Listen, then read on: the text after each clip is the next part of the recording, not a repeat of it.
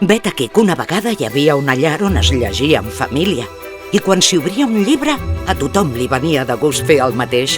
I no sols a casa. Qualsevol moment era bo per submergir-se en històries extraordinàries. En aquesta llar, anar a la biblioteca volia dir descobrir nous mons.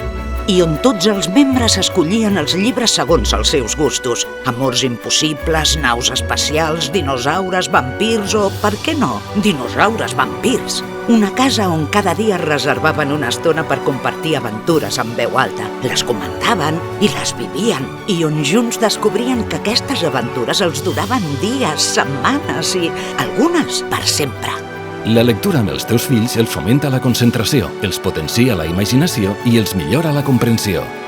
Llegir en família, un bon moment per a tothom, un futur millor per a ells i elles. Pla Nacional del Llibre i la Lectura.